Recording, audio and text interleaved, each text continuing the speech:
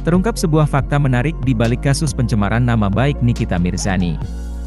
Ini yang membuat Dito Mahendra melaporkan artis yang biasa disapanya ini. Dalam sidang perdana yang berjalan di Pengadilan Negeri Serang pada Senin, 14 November 2022. Jaksa penuntut umum membacakan alasan Dito membuat laporan atas tuduhan pencemaran nama baik. Berdasarkan dakwaan JPU terungkap bahwa Dito Mahendra mengalami kerugian sebesar 17,5 juta rupiah gara-gara unggahan Instagram story Nikita Mirzani.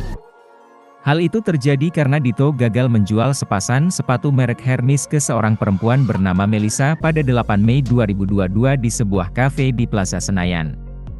Namun pada 18 Mei 2022, Melissa menyatakan batal untuk membeli sepatu tersebut. Hal itu dikarenakan ia melihat unggahan Nikita Mirzani di Instagram yang menyebut Dito adalah seorang penipu.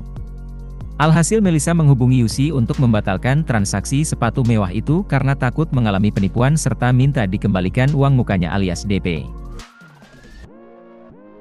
Karena alasan itulah Dito diduga naik pitam dan melaporkan Nikita Mirzani atas dugaan tindak pencemaran nama baik yang sudah merugikan dirinya.